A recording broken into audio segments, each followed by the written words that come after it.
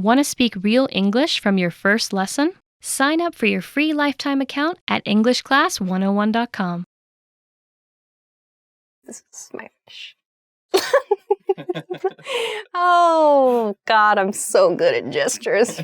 Hi, everybody. Welcome back to Know Your Verbs. My name is Alicia, and in this episode, we're going to talk about the verb fish. Let's get started. The basic definition of the verb fish is to try to catch fish. Some examples. He fishes at the lake every summer. We're fishing for something fresh for dinner. Now let's look at the conjugations for this verb. Present, fish, fishes. Past, fished. Past participle, fished. Progressive, fishing. So now let's take a look at some additional meanings for this verb. The first additional meaning is to try to get something without being straightforward. Let's look at some examples of this. Watch out.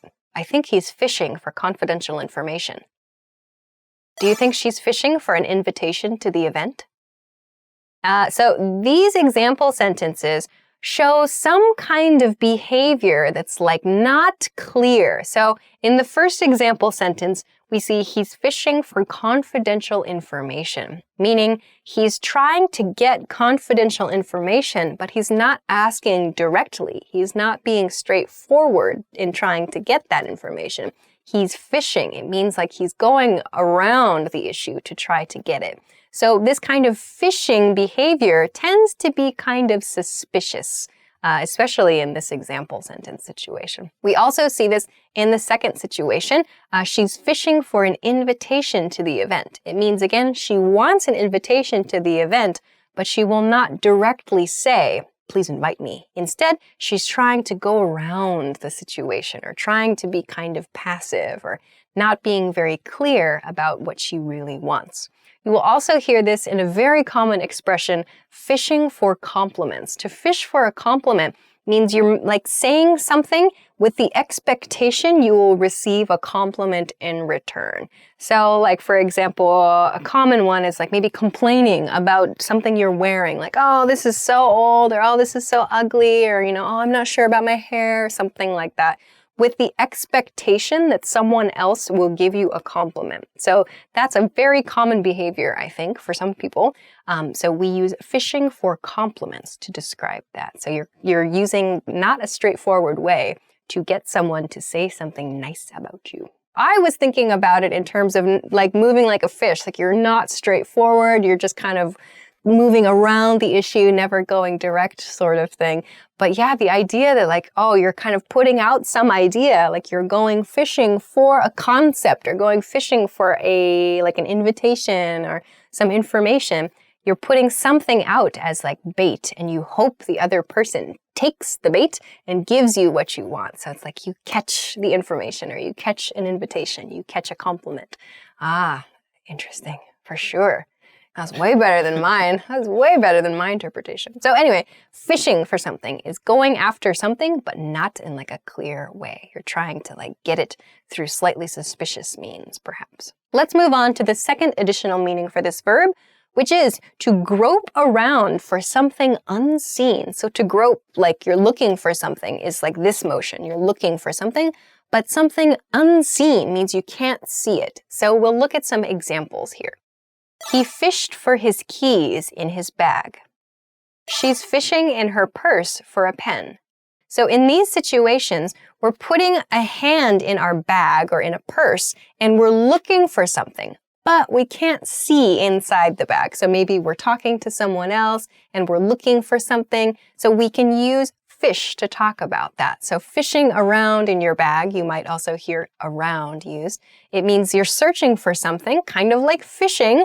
You can't see what you're looking for, but you're just hoping that you'll find it based on sense of touch. So in the first example sentence, he fished around for his keys in his bag, perhaps a common one. In the second example sentence, she's fishing for a pen. So there's some specific object we hope to find, but we talk about this motion with fish instead of like looking. We can say fishing to kind of give that nuance of searching for something, but we can't see what we're searching for. All right, let's look at this variation of the verb fish. It is to fish out. To fish out means to pull something out in a manner similar to fishing. So in fishing, when we catch a fish, we might make this motion, like this pulling or drawing motion, in order to get the thing we caught. So when we say fish out, it means like we're making the same motion. Let's look at some examples. I fished a cup out from behind the refrigerator. She's trying to fish her cat out of the closet with a treat. So in these example sentences, it refers to this kind of pulling motion to get something or to retrieve something. In the first example sentence, it's a cup behind the refrigerator. So in this situation, a cup fell behind the refrigerator. To retrieve it, maybe we need to use some kind of like pulling motion to get it out. Or maybe we have to get some kitchen utensils, tongs. That's what I use when I have to fish something out. So we kind of pull or draw something with this motion, and we can use the word fish out to describe that kind of retrieval. In the second example sentence, she's fishing her cat out of the closet. It's like she's giving the cat a treat, like she's trying to catch her cat, sort of, by giving the cat a treat, maybe like at the end of a string, perhaps even. And she's making a pulling motion, trying to convince the cat to come out of the closet. So we can say she's fishing for her cat, essentially, or she's fishing her cat out of the closet. So when you hear fish out, it means making this kind of pulling or drawing motion to retrieve something. Okay, so I hope that you found a new way of using the verb fish. If you have any questions or comments or want to try making an example sentence, please feel free to do so in the comment section of this video. Of course, if you liked the video, don't forget to give it a thumbs up, subscribe to the channel, and check us out at EnglishClass101.com for some other good things for your English studies. Thanks very much for watching this episode of Know Your Verbs, and we'll see you again soon. Bye-bye.